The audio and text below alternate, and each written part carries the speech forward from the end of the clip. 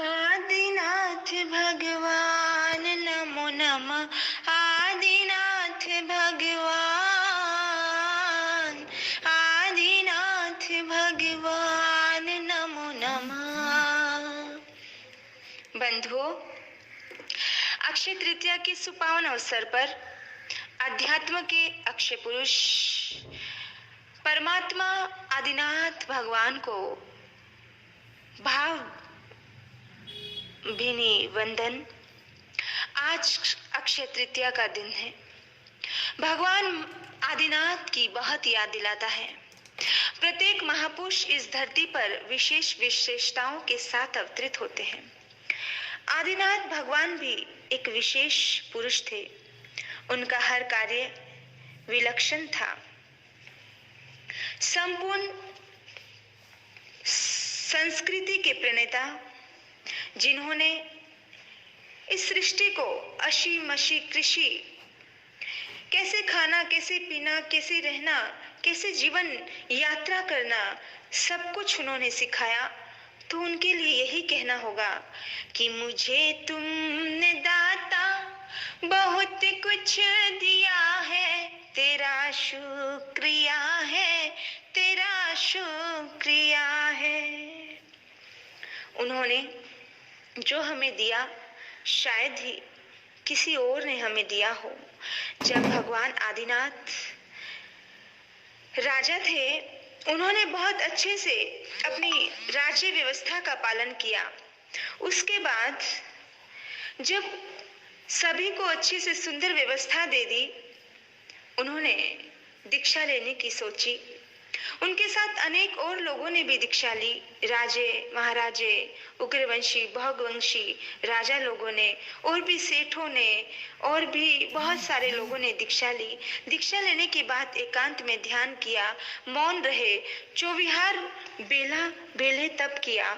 और जिस टाइम वो तपस्या के पारने के लिए आते थे नगरी में, तो किसी ने उन्हें भिक्षा देने का चिंतन नहीं जगाया।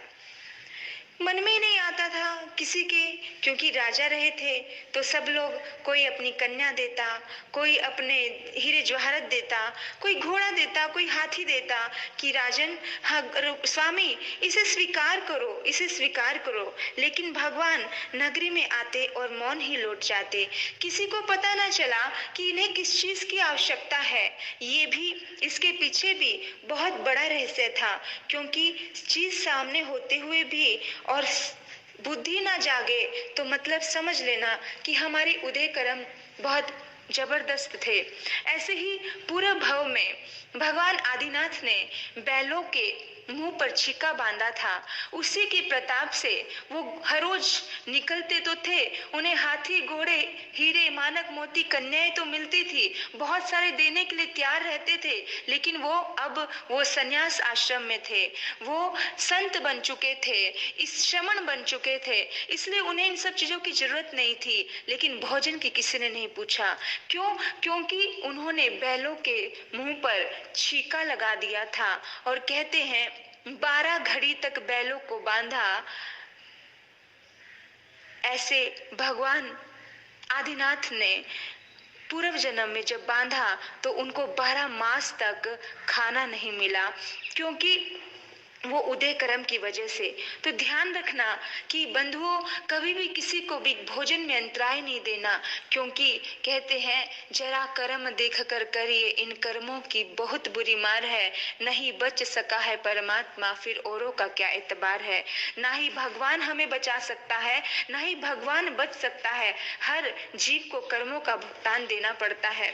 तो ये अक्षय तृतीया हमें एक नहीं अनेकों चीजें सिखाती है। जिस टाइम हर रोज वो तप करके पारने के लिए आते थे, तो आज 13 महीने 10 दिन बीत चुके थे। अंत में वैशाख शुक्ला तृतीया का दिन आया, यानी आज का दिन आया। तो हसनापुर में श्रेयांश कुमार ने एक स्वप्न देखा कि मेरू पर्वत सूख गया है और मैंने उसे सींच दिया है, और वो एकदम सोने के जैसे स्वर्ण आभा लिए चमकने लगा। और इस स्वप्न को अपने ग्वाक्ष में बैठ करके राजमार्ग की ओर निहारते हुए श्रेयांश कुमार सोच ही रहे थे। अचानक राजमार्ग पर उन्हें भगवान आदिनाथ के को आते हुए देखा और उनको देखते ही ज्योतिष्मान ज्ञान हो गया। तब उन्होंने जान लिया कि इस शुभ स्वप्न का यही फल था। अरे भगवान भगवान हमारे द्वार पर आ रहे हैं। जल्दी से वो नीचे उतरे और देखा कि भगवान का शरीर सूख रहा है। एकदम से निर्दोष 108 इक्षु रस के घड़े वहां पर पड़े थे।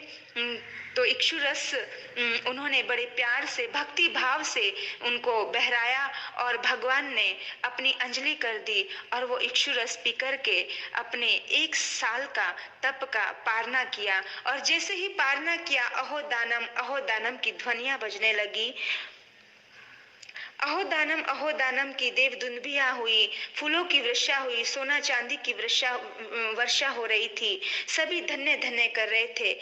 बस आज का दिन इसलिए सफल माना जाता है और उसी परंपरा को निभाते हुए साधु संत श्रावक श्राविका इसी संस्कृति को आज भी जिंदा रखते हैं।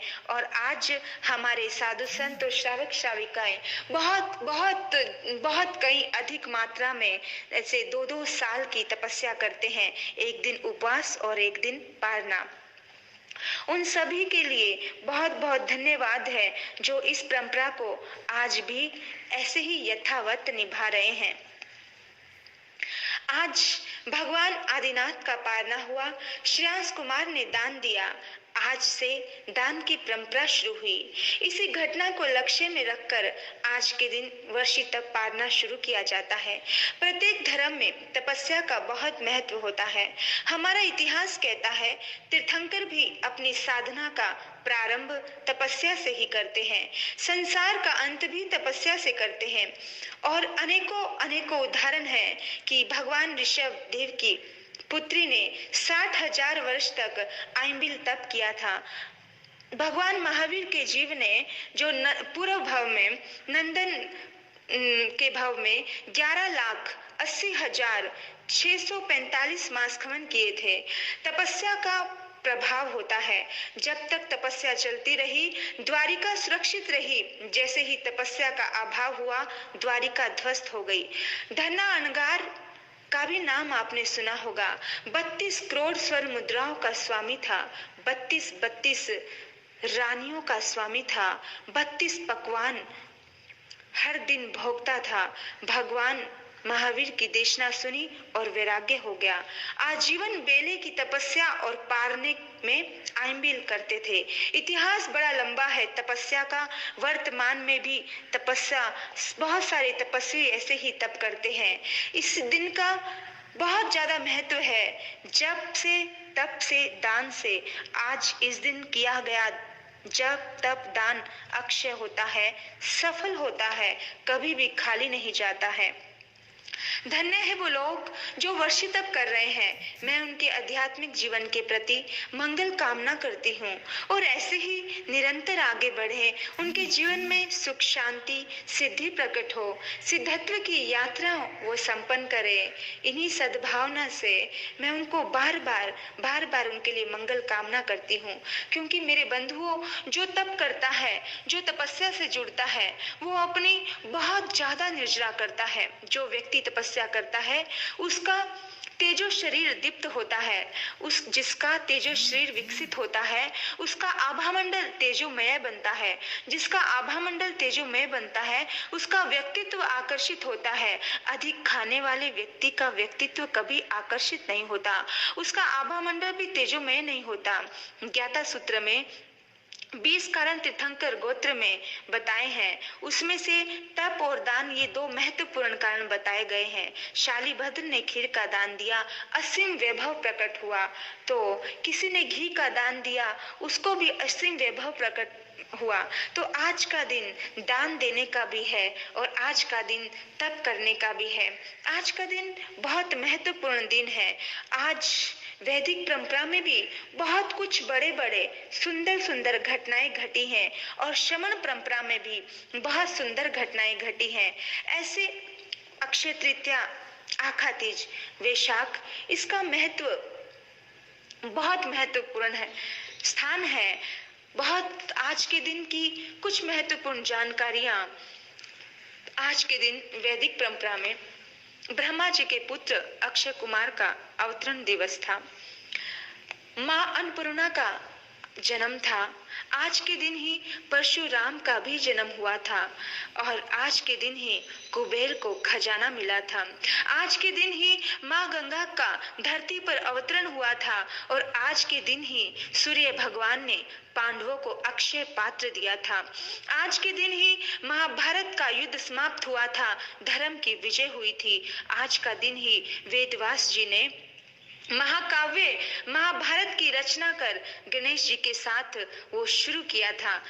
आज के दिन ही प्रसिद्ध तीर्थ स्थल श्री बद्री नारायण धाम का कपाट खोले जाते हैं और आज के दिन ही वृंदावन के बांके बिहारी मंदिर में श्री कृष्ण चरण के दर्शन होते हैं। जगन्नाथ भगवान के सभी रथों को बनाना प्रारंभ किया था। आज के दिन ही आदि शंकराचार्य ने कनक धारा स्तोत्र की रचना भी आज के दिन की थी। अक्षय का मतलब होता है जो कभी क्षय नहीं होता। आज हर काम शुभ होता है, हर काम अच्छा होता है। आज के दिन लोग व्यापार शुरू करते हैं, गृह प्रवेश करते हैं। आज के दिन हिंदू मान्यता है कि आज का दान अक्षय होता है। त्रेता युग का प्रारंभ भी आज के दिन ही हुआ था। तो आज की परंपरा त्याग से जुड़ी हुई है, आज की परंपरा धर्म से जुड़ी हुई है, आज की परंपरा श्रमण संघ की स्थापना से जुड़ी हुई है। तो आज के दिन की आप सभी को बहुत सारी शुभकामनाएं। आज ज्यादा से ज्यादा आप भगवान आदिनाथ की भक्ति करना और ये स्वर जरूर गुनगुनाना। आदिनाथ भगवान नमो नमः।